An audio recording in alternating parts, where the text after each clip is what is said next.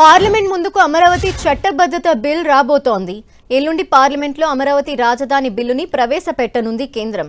AP పునర్విభజన చట్ట సవరణ బిల్లు 2026 పేరుతో లోక్సభలో కేంద్ర హోంశాఖ సహాయ మంత్రి నిత్యానంద్ రాయ్ ప్రవేశపెట్టబోతున్నారు.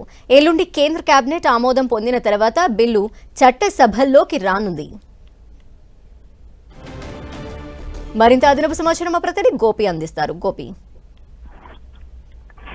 పార్లమెంటు ముందుకు అమరావతి చట్టబద్ధత బిల్లును తీసుకురాబోతున్నారు. దీనికి సంబంధించి కూడా ఇప్పటికే కేంద్ర హోంశాఖ స్పీకర్ కార్యాలయానికి ఒక లేఖ కూడా రాయడం జరిగింది. ఆంధ్రప్రదేశ్ పునర్విభజన చట్టం దానికి సంబంధించిన సవరణను 2026 పేరుతోటి లోక్సభ ముందుకు ఈ బిల్లును తీసుకురాబోతున్నారు. ఎల్లుండి కేంద్ర కేబినెట్ సమావేశంలో ఈ బిల్లుకు సంబంధించి కూడా ముందుకు రాబోతున్నారు. అయితే కేంద్ర కేబినెట్ కి సంబంధించి బుధవారం జరగబోయే కేంద్ర కేబినెట్ లో ఈ బిల్లు ఆమోదం పొందిన తర్వాత వెంటనే లోక్సభలో ప్రవేశపెట్టడానికి కూడా కేంద్ర ప్రభుత్వం కొంత వ్యూహాన్ని అవలంబించిందని చెప్పొచ్చు. పార్లమెంట్ కు సంబంధించి లోక్సభలో ఆంధ్రప్రదేశ్ పునర్విభజన చట్టం సవరణ 2026లో ఈ దీనికి సంబంధించి కూడా కొంత ప్రతిపాదనను కూడా కేంద్ర హోంశాఖ మంత్రి సహాయక మంత్రి నిత్యానంద్ రాయ్ కూడా దీనికి సంబంధించి కూడా ఇప్పటికే స్పీకర్ కార్యాలయానికి ఒక లేఖ కూడా రాయడం జరిగింది. 2026లోనే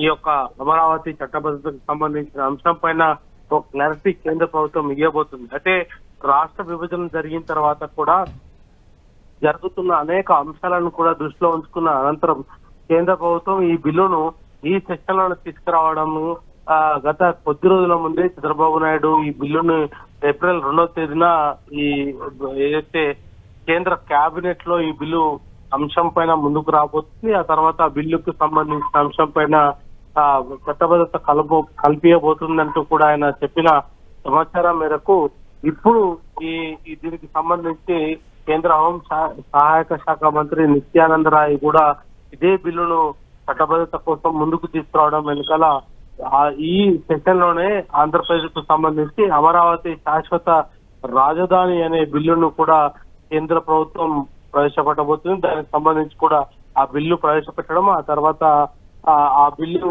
ఆమోదించబడడం కూడా సూచనాప్రాయంగా కూడా జరగబోతుంది. Okay, thank you Gopi.